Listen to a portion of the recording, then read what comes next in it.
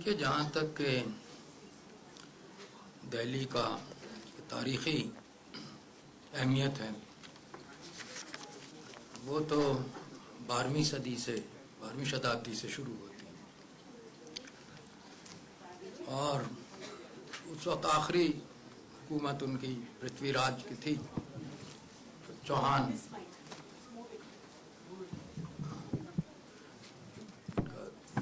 Density تھی. تو اس وقت ایک چھوٹا سا قلعہ تھا یہاں، اور اس کا نام پہلے ڈھلی تھا کیونکہ رچ پہ تھا جہاں قطب مینار ہے، اور کبھی انسکرپشنز میں ڈھلکا بھی کہا جاتا. اسی سے جب وہ فارسی رسم الخط میں وہ لکھا گیا ڈھلی، تو ڈا تو ہوتا نہیں فارسی میں، اس لیے دال کا استعمال ہوا. تو پڑھنے والے اسے ڈھلی کو دہلی انہوں نے پڑھا، اور آہستہ آہستہ دہلی اس کا نام ہو گیا. کبھی کبھی جب وہ ڈھا کو ہی صرف دال سے کہتے تھے اور ہے نکال دیتے تھے تو وہ دلی ہوا. تو دونوں دہلی اور دلی اصل میں ڈلی سے نکلے. یہ سنسکرت کتبوں سے ہمیں معلوم ہوتا ہے، نہ صرف پہلے کے کتبوں سے 1200 سے پہلے کے، بلکہ اس کے بعد بھی جو سنسکرت کے کتبے یہاں رہے ان میں دہلی نام دلی ہی کہا گیا اسے. جین ٹیکسٹ میں اسے یوگنی پورا کا نام دیا گیا تھا، لیکن وہ مستمل نہیں. دہلی کی اہمیت جب یہاں التتمش نے 1210 میں اپنی حکومت قائم کی، تب سے اس کی اہمیت بڑھتی گئی. اس سے پہلے ضرور قطب الدین ایبک نے قطب مینار کی کنسٹرکشن اس کا شروع کیا تھا، وہ التتمش کے زمانے میں پورا ہوا. مسجد جسے بعض لوگ قبۃ الاسلام کہتے ہیں، اسے ایکچولی قبۃ الاسلام کہنا چاہیے، سینٹر آف اسلام. قبۃ الاسلام مسجد بھی وہیں بنائی گئی. تو اس کے بعد دہلی بڑھتی چلی گئی. علاء الدین خلجی کے زمانے میں سیری، پھر تغلق عہد میں تغلق آباد، جہاں پناہ، اور بعد میں جمنا کے کنارے فیروز آباد جسے فیروز شاہ کوٹلاب کہتے ہیں. اس کے بعد پھر بعد میں 17ویں صدی میں شاہجہان آباد بتایا جسے اولڈ دہلی کہتے ہیں. تو دہلی بڑھتی چلی گئی.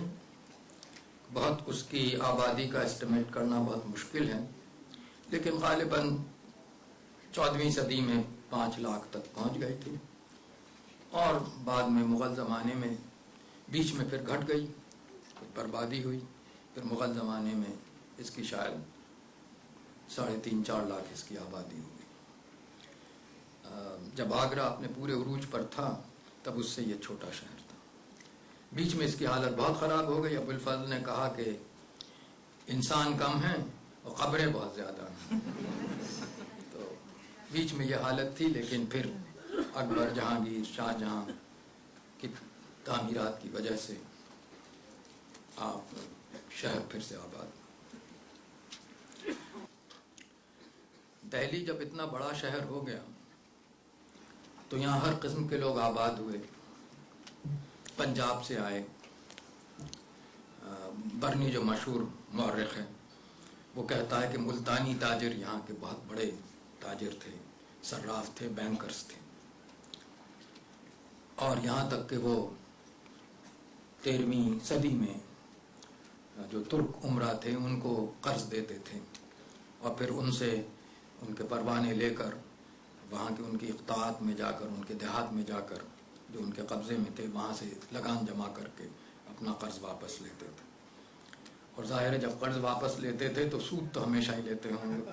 تو اس میں کہا تھا کہ اسی کی وجہ سے وہ امیر اور دولت مند ہوئے. اصل میں کبھی شریعت نے جو منع کیا ہے سود لینے کو اسے سیریسلی نہیں لینا چاہیے. جیسے شراب پینے کی کو منع کیا ہے اسے کوئی مسلمان سیریسلی نہیں. تو اس لیے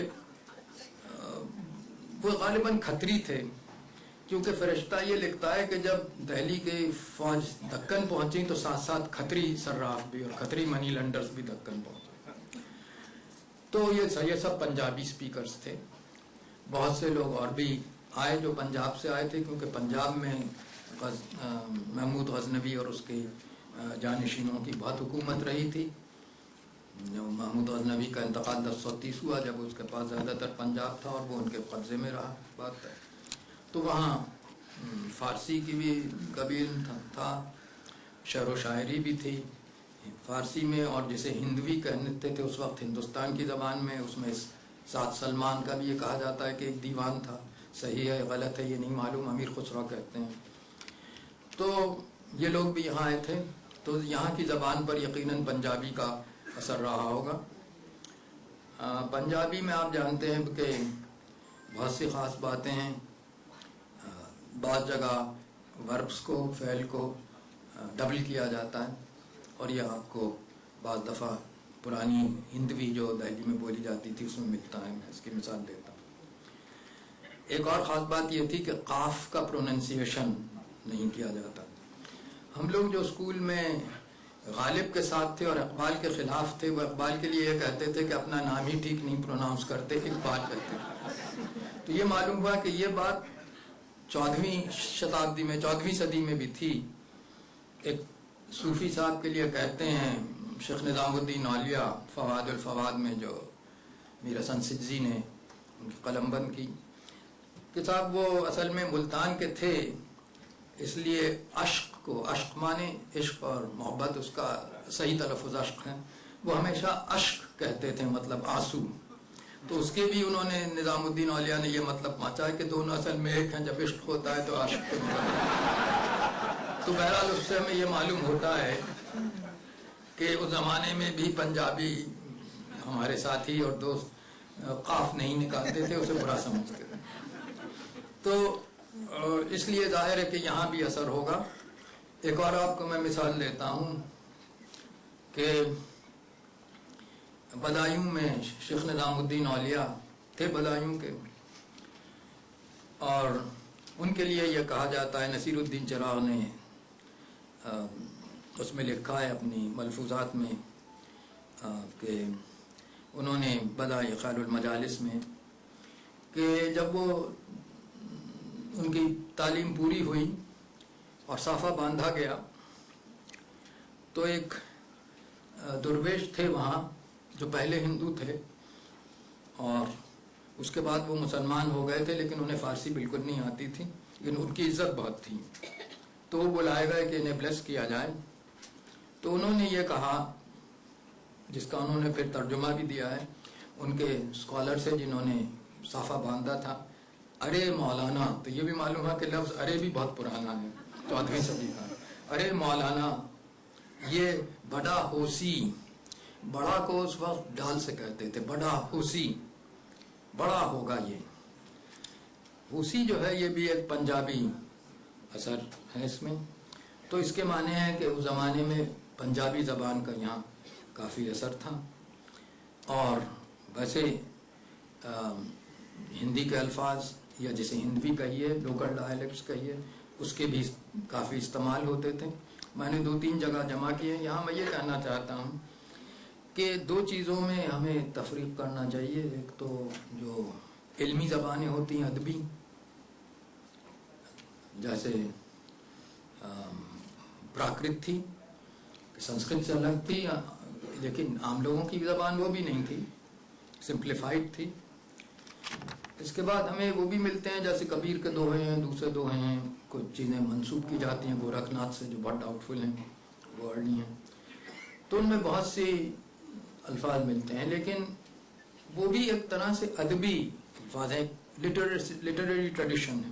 اور اسی لیے بہت مشکل ہوتا ہے بعض دفعہ ان ٹیکسٹ کا. میں تو خیر لنگوسٹ نہیں ہوں، لیکن لنگوسٹ کو بھی اسے یہ سمجھتے ہیں کہ بہت مشکل ہے یہ کہنا کہ یہ اودھی ہے، یہ برج ہے، یا یہ پنجابی ہیں. کبیر میں مثلاً تینوں ایلیمنٹس ملتے ہیں، حالانکہ وہ یہ کہتے ہیں کہ میں پورب کا ہوں، پورب بھی بولتا ہوں، لیکن ان میں تینوں ڈائلیکٹس کے ملتے ہیں. تو ہم کو یہ تلاش کرنا چاہیے، یہ تو ادبی زبانیں ہیں. کبیر کی بھی ایک طرح سے ادبی زبان ہے، لٹریری لینگویج ہے، وہ عام لوگوں کی نہیں ہے، بالکل عام لوگوں کی نہیں ہے۔ تو ہمیں یہ تلاش کرنا چاہیے کہ عام لوگ کیا بولتے تھے اس زمانے میں۔ ایک یہ اس کی بہت ہی کم اشارے ملتے ہیں، ماخذ جو ہیں بہت اس کے لیے لمیٹڈ ہیں۔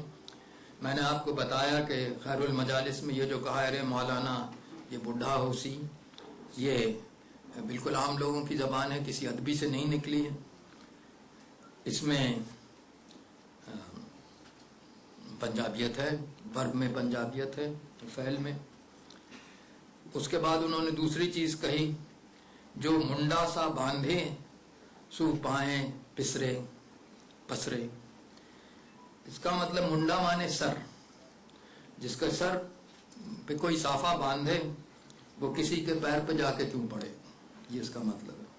تو آپ یہ سمجھتے ہیں کہ یہ آج کل کی زبان سے تو بہت الگ ہے، زمانے میں یہی بولی جاتی تھی۔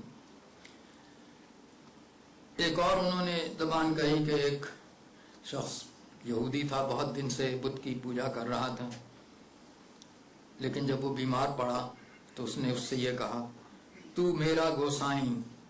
آپ یہ سمجھ لیجئے کہ عام لوگوں کے ذہن میں اس زمانے میں گوسائیں کا مطلب خدا ہوتا تھا، دیوتا ہوتا تھا۔ تو میرا گوسائیں، تو میرا کرتار، مجھ اس تب سے چھڑا، مطلب مجھے اس تب سے چھڑا، وہی چھڑا۔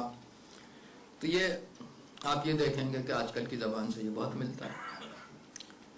اور اس کے بعد جب اس کچھ ان کا بخار دور نہیں ہوا، جو اس کی بڑے انریزنیبل تھے وہ، تو جا کے کہا کہ تو کرتار نہیں، بتائیے کوئی ٹیسٹ ہے کہ بھئی یہاں بخار ٹھیک نہیں ہوا تو وہ خدا ہی نہیں رہا، ایسے تو پھر سبھی ایتھیسٹ ہو جائیں گے میری طرح۔ تو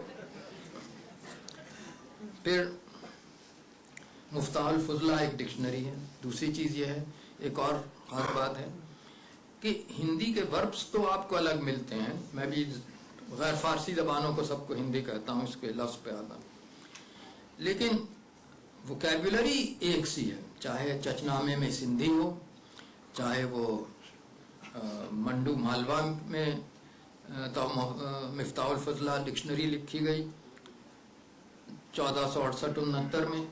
ہندی لفظ جو ہیں غیر فارسی لفظ، نان پرشین، میں انہیں ابھی ہندی اردو کچھ نہیں کرتا، وہ بہت ایک سے ہیں، اس کی بہت مثالیں ہیں، ان پہ کوئی فرق نہیں ہوتا۔ جو فرق آتا ہے وہ آپ کے وربس میں زیادہ آتا ہے۔ جیسے مفتاح الفضلہ میں کہا کہ فارسی لفظ آسیب ہے، اس کا مطلب ہے دھکا۔ اب اس زبان کو کیا کہا جائے؟ جو غلطی کر رہے ہیں جیسے امرت رائے وغیرہ ہیں، وہ یہ کہتے ہیں کہ جو ہندی اور ہندوی ہے اس کا مطلب دہلی کی زبان ہے، ایسا نہیں۔ اصل میں ایک جگہ ایک غلطی ایک ٹیکسٹ کے ترجمے سے ہو جائے، جس کی میں مثال پیش کرتا ہوں، تو پوری تھیوری بن جاتی ہے اس پہ۔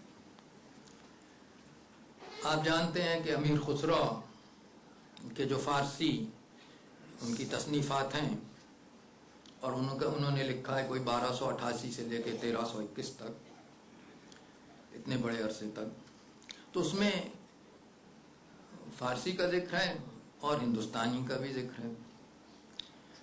تو یہ کہتے ہیں کہ ترک ہندوستانیم، میں تو ہندوستانی ترک ہوں، در ہندوی گویم جواب، میں ہندوی میں جواب دے سکتا ہوں۔ شکر مصری نہ دارم، میرے پاس مصری والی شکر نہیں ہے، یہاں سے وہ جو ہندوستان میں مصری ہے اسے مصر سے ملا دیا، ایجپٹ سے۔ شکر مصری نہ دارم کز عرب رانم سخن، کہ میں عربی میں آپ کا جواب دوں، میں تو ہندوی میں جواب دیتا ہوں۔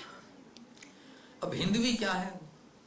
ہمارے امرت رائے صاحب جنہوں نے پوری ہاؤس ڈیوائیڈڈ لگ کے اور ہاؤس کو ڈیوائیڈ کر دیا، وہ یہ کہتے ہیں کہ اس کا مطلب ہے ہندی، اور ہندی کا مطلب ہوتے ہیں کھری بولی ہندی۔ یہ بالکل غلط ہے، ایک ترجمہ امیر خسرو کے پیسج کا ہو گیا ہے غلط، اس سے ان کا نکلا ہے۔ اس پیسج میں جہاں ایک نظم ہے ان کی جس میں ہندوستان کی بہت تعریف ہے، کچھ بجا کچھ بیجا لیکن بہت تعریف ہے، اس میں انہوں نے یہ کہا ہے کہ یہاں بہت سی زبانیں ہیں، کشمیری ہے، سندھی ہے، لاہوری ہے، گوڑی ہے، بنگالی ہے، اور پھر سدرن زبانیں ہیں، مہاوری مطلب تیلگو ہے، کرناٹک ہے، کناڈا، مرہٹ ہے، ان سب زبانوں کا نام لیا ہے. پہلی لسٹ ہے ہندوستان کی ہسٹری میں، تاریخ میں، کہ انہوں نے زبانوں کا نام لیا. اور آخری زبان اس میں کہا ہے کہ اودھی، اور پھر کہا ہے اور جو زبان دہلی اور آس پاس بولی جاتی.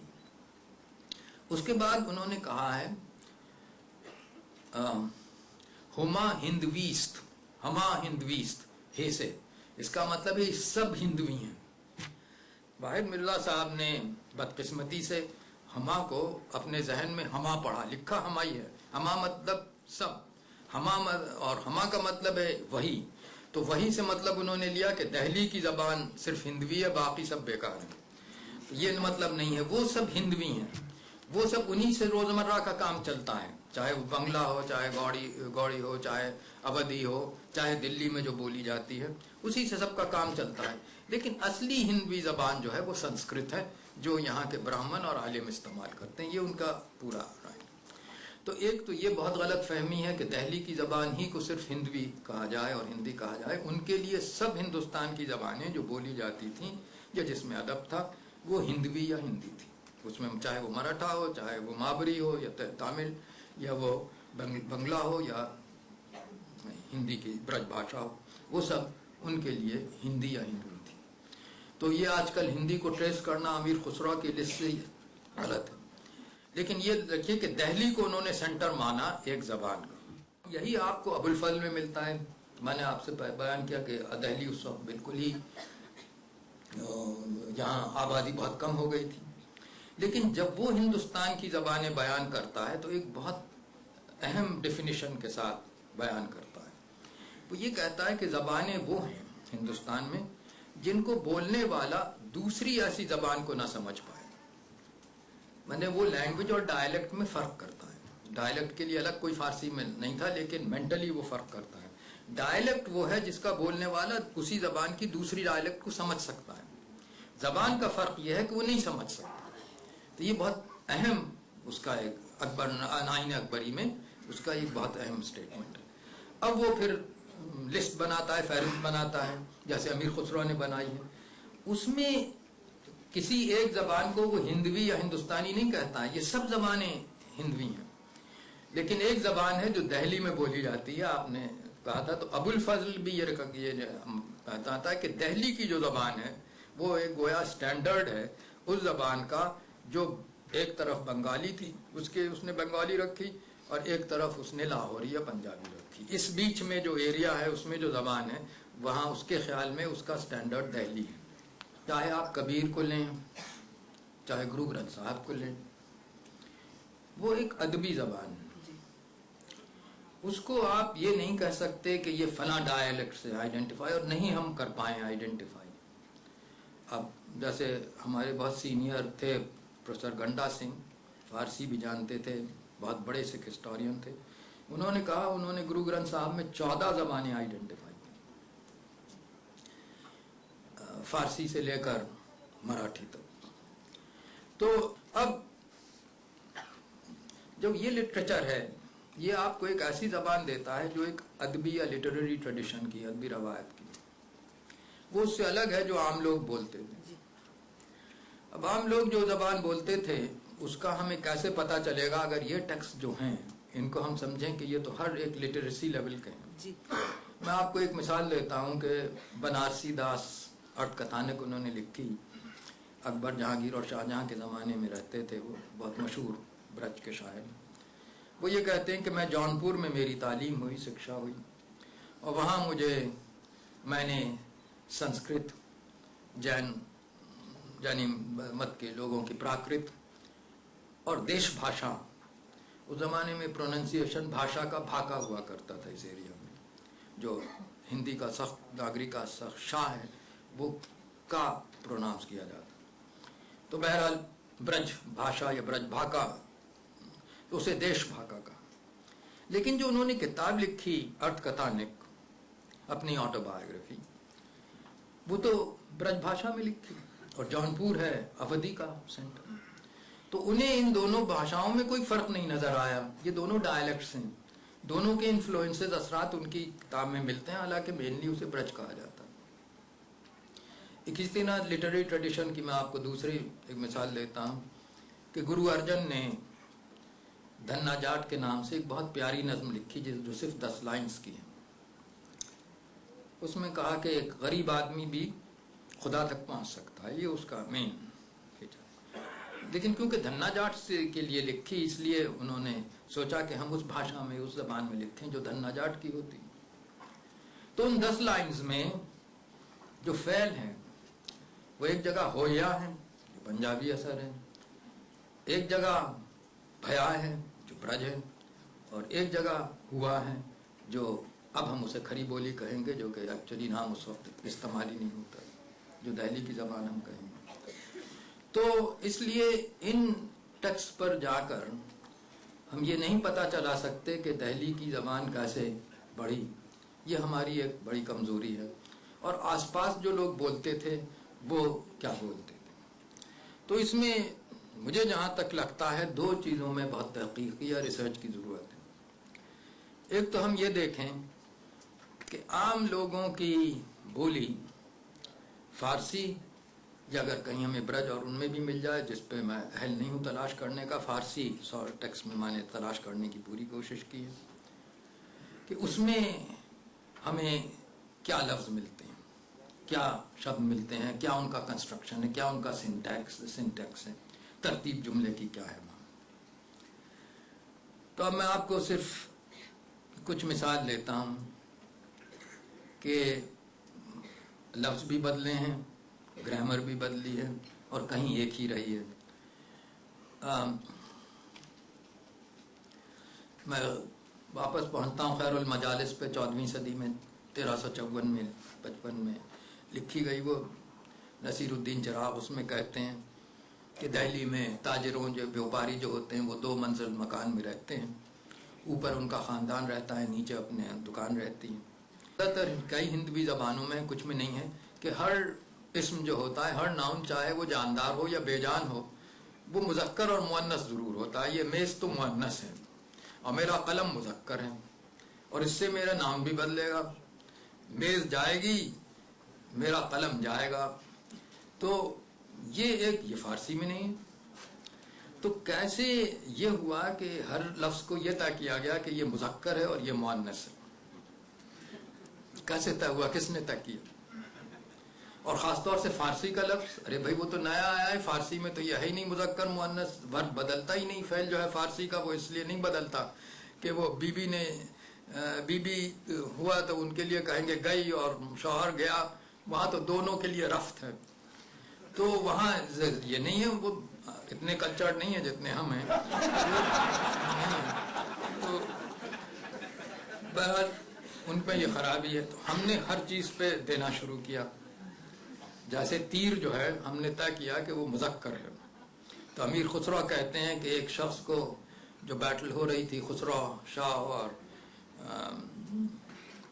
تغلق شاہ میں، تو اس میں ایک بڑا کمانڈر تھا خسرو شاہ کا.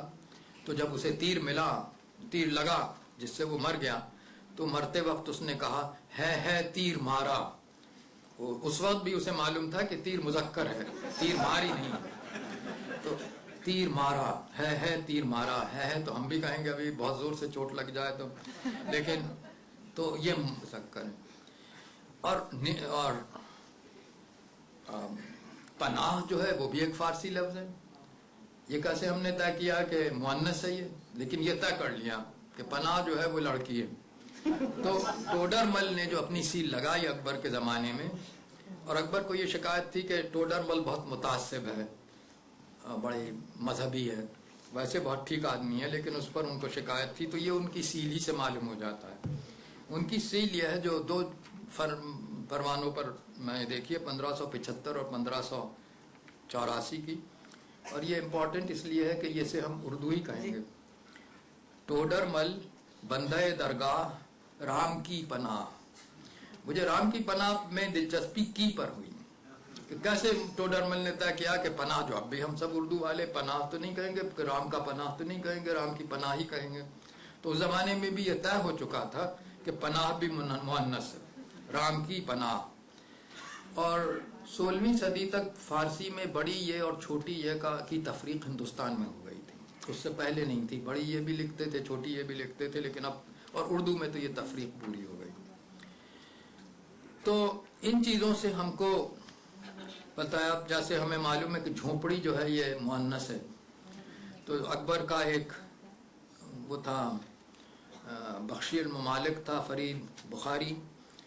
ویسے تو بہت وہ کسانوں پہ ظلم کرتا تھا لیکن ملاؤں کو بہت زمینیں دیتا تھا. مطلب اللہ میاں سے ٹھیک تھا ان کا. تو ان سے انہوں نے کہا ریونیو کلیکٹرز نے عاملوں نے کہ حضور یہ تو آپ بہت زمین ملاؤں کو دے رہے ہیں, یہ کوئی کام وام بھی نہیں کرتے. تو انہوں نے کہا ارے بھائی وہ مسئلہ ہے الگ آگ لگنتی جھوپڑی جو نکلے سو لابھ. آپ سمجھ گئے؟ اگر آگ لگ رہی ہو جھونپڑی میں تو جو کچھ نکلے اس سے نکل آئے تو وہ لابھ ہے. اب جو بھی ان کا مطلب ہو. بہرحال آپ یہاں دیکھ رہے ہیں کہ جھونپڑی کا طے ہو گیا کہ جھونپڑی جو ہے یہ مؤنث ہے اور آگ بھی مؤنث ہے.